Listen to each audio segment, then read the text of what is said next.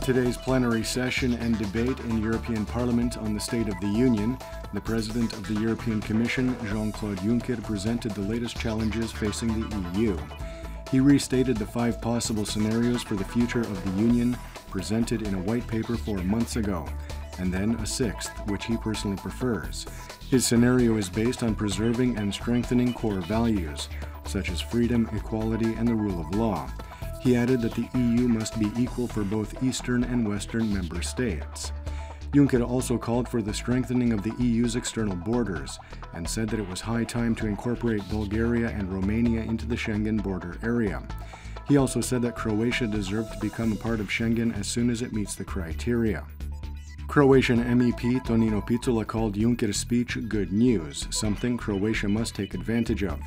Former MEP and Croatian Foreign Minister Davor Ivo Stier said that Juncker's message was clear. As soon as Croatia meets the criteria, there will not be any political obstacles blocking its accession to the border regime. Deputy Prime Minister and Construction and Spatial Planning Minister Predrag Štromar announced today that 1,477 citizens have submitted requests for state-subsidized housing loans. The tender, he said, would remain open as the state has secured funding for 2,100 bids. Štromar, who is the head of the HNS, the junior partner in the coalition government, also commented on education reforms, saying that as far as he knows, Prime Minister Andrej Plenković will not personally lead the implementation of the reforms, emphasizing that HNS Education Minister Blaženka Divjak has the full support of her party and the Prime Minister. After a meeting of its presidency last night, the opposition SDP decided that it would request 2 extraordinary sessions of parliamentary committees. In question are the Foreign Policy Committee and the Committee on Information, Computerization and the Media. SDP leader Davor Bernardić said that the move is in response to the recent changes in the Supervisory Board of the state broadcaster, HRT, and Croatia's strained relations with neighboring countries. The situation in Zadar and Nin following Monday's flooding is slowly returning to normal. Schools and hospitals are operating normally, and tap water has been approved for consumption.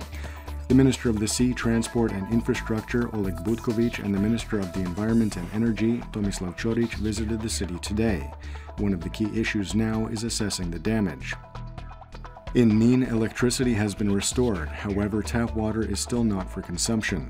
Schools and daycare centers remain closed. This year's harvest at the Nin saltworks has been lost.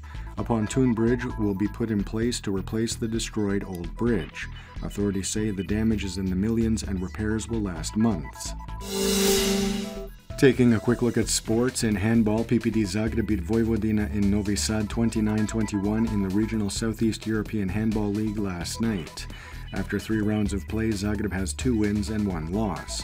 They play Slovenian side Celje next in Zagreb on Tuesday. That game starts at 7 p.m. And now the forecast for the remainder of the day.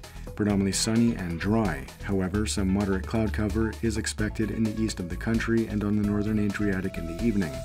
Winds will be mild inland with a mild to moderate northwesterly in Dalmatia and a southwesterly and southeasterly on the northern Adriatic.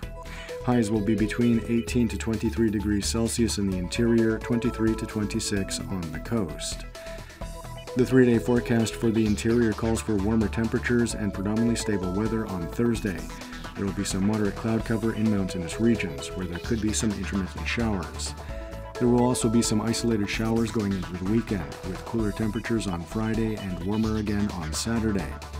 The coast will see variable weather with rain and thunderstorms on the northern Adriatic, while Dalmatia will see predominantly sunny and dry weather.